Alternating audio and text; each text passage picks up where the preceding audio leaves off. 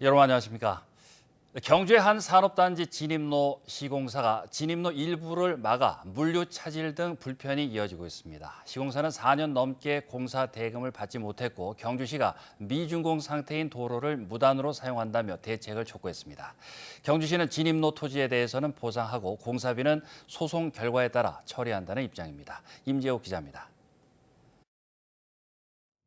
지난 2018년 준공된 경주시 외동읍 석계 4 일반 산업단지입니다. 산업단지 입구 도로의 절반이 막혀 있습니다. 진입로 공사 대금을 받지 못한 업체가 사유지가 포함된 진입로 일부를 막은 것입니다. 산업단지 입주업체들은 업무 차질을 우려합니다. 자동차 부품업을 하는 그런 우리 그 전문 물류 센터인데 지금 막게 되게 되면은 생산 큰 차질이 빚어지고 거기에서 결품이 무조건 일어납니다. 시공사는 진입로 완공 등을 무시한 채 경주시가 산업단지 준공을 인가했고 소유권 이전도 안 된 도로를 무단으로 사용한다고 주장했습니다. 도로를 준공하고서라. 준공하고 우리는 이제 시설물에 대해서 공사비를 못 받았으니까 유치권 행사를 하고 있는 중입니다. 뭐 도로를 굳이 기업주들한테 피해 주고 싶어서 막는 게 아니고 경주시는 기부 체납을 받지 못해 진입도로는 현재 미준공 상태라고 밝혔고 토지 소유권에 대해선 보상하고 공사비는 소송 결과에 따라 처리한다는 입장입니다.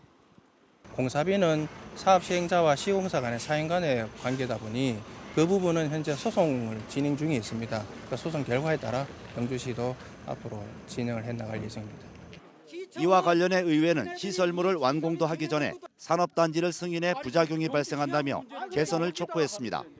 기업 지원 차원에서 미완전한 상태에서 준공을 내주다 보니 이런 하도급 사태 문제가 생기기 때문에 앞으로는 이런 산업단지 준공에 있어서 사전에 모든 사전 조건이 철저하게 되어 있는지를 살펴보고 준공을 내줘야 됩니다. 진입도로 처리를 두고 시공사와 경주시가 엇갈린 입장을 고수하고 있어 갈등은 지속될 것으로 보입니다. MBC 뉴스 임재욱입니다.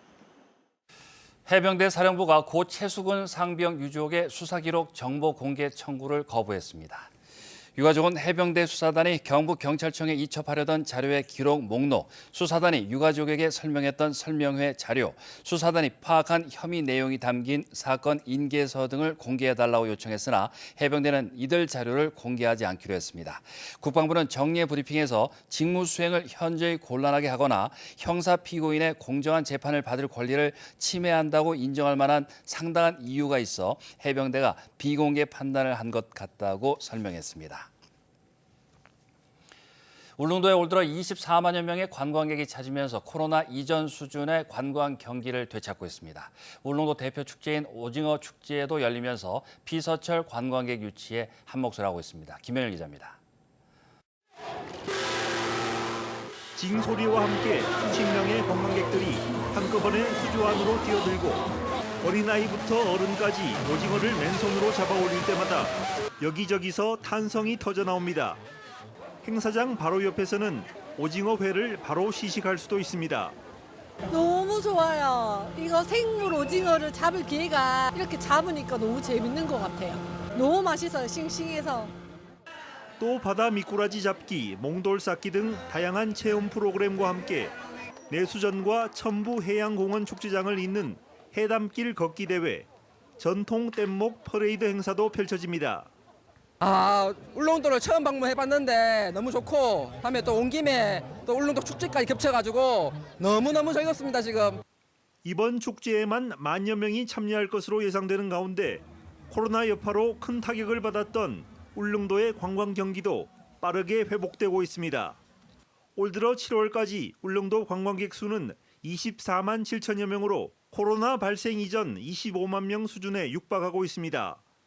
한편 울릉도 오징어 축제는 올해 대한민국 축제 콘텐츠 대상을 받았고 경상북도 우수축제로도 선정됐습니다.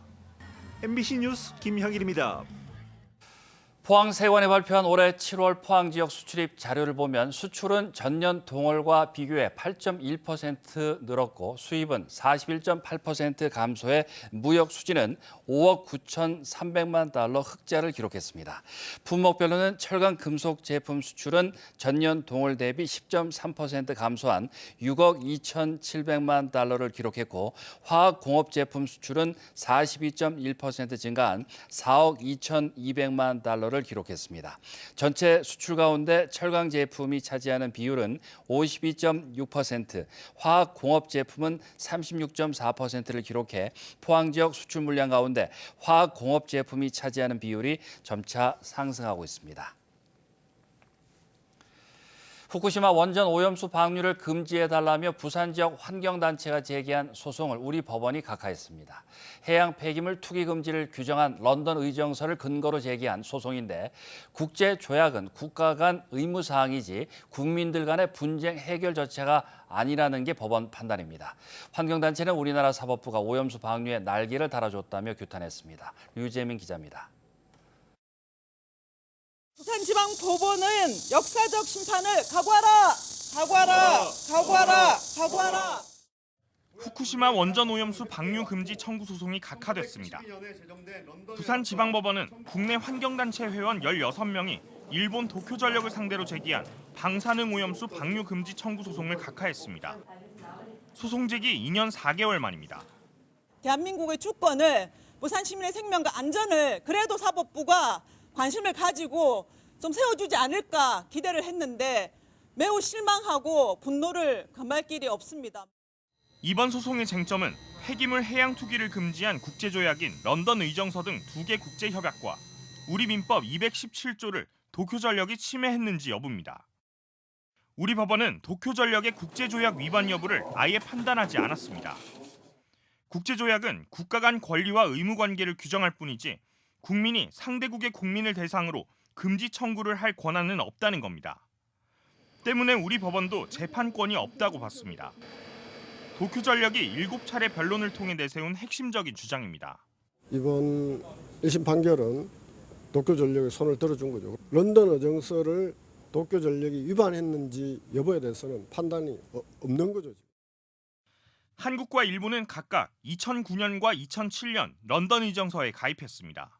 그냥 핵폐기물을 갖다 버려도 국가가 모르고 있다면 국민들은 그걸 청구할 수 없다는 논리가 되는 거죠. 환경단체 회원들은 국제원자력기구에 이어 우리나라 법원이 면죄부를 줬다며 비판했습니다.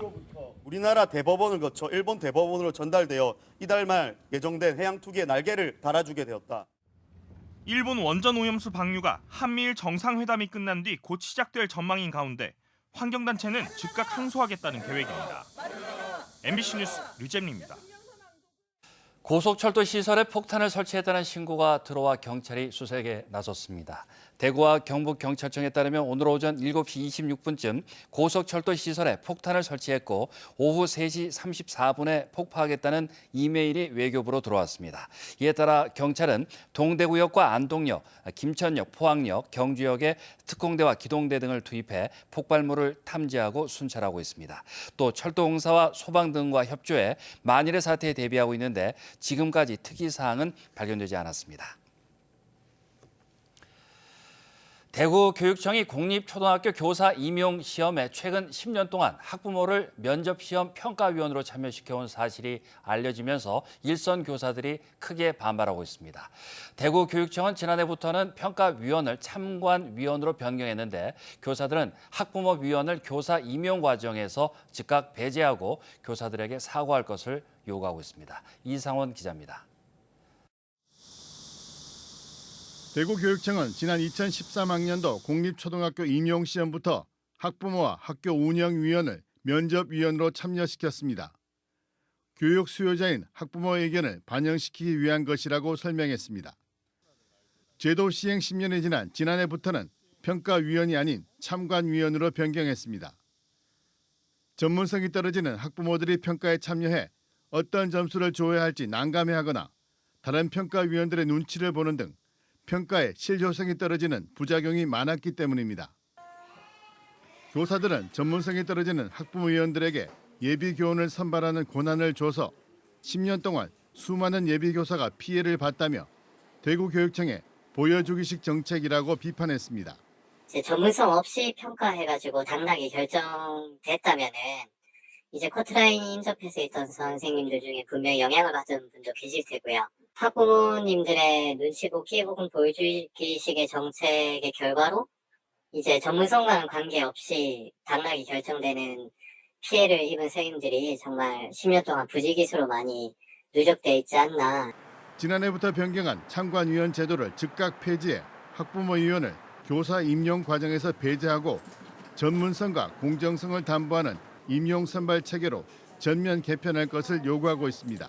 참관을 하는 이유도 좀 부적절한 게 내부 위원들의 평가 절차의 어떤 공정성 문제를 학부모 위원들이 어떻게 그것을 보고 감시 감독을 할지 이런 부분도 좀 우려가 되고요. 교원의 전문성을 평가할 역량이 있는지도 의문스럽고. 대구시 교육청은 이에 대해 제도 시행 이후 10년이 경과한 현 시점에서 제도의 실효적 측면을 고려하여 교원 임용 시험의 신뢰성과 공정성을 더 높일 수 있는 방향으로 다각도로 검토할 계획이라는 견해를 밝혔습니다. 교원 임용 시험에 학부모위원 평가를 도입한 건 전국에서 대구교육청이 유일합니다. 학부모의 악성 민원과 교사에 대한 갑질 등 교권 보호 문제가 교육 현장의 핵심 화두로 떠오르는 가운데 교원 임용 평가에 학부모위원 참여도 교권 보호 관점에서 논의할 필요가 있어 보입니다. MBC 뉴스 이상훈입니다.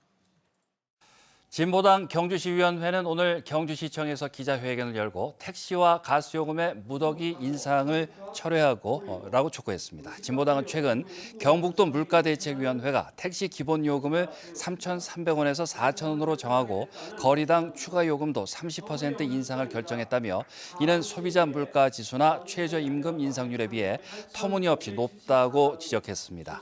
또 공공성이 높은 가스요금의 인상은 60대 이상 고령층이 홀로 거주하는 취약 가구에 악영향을 미칠 것이라고 우려했습니다.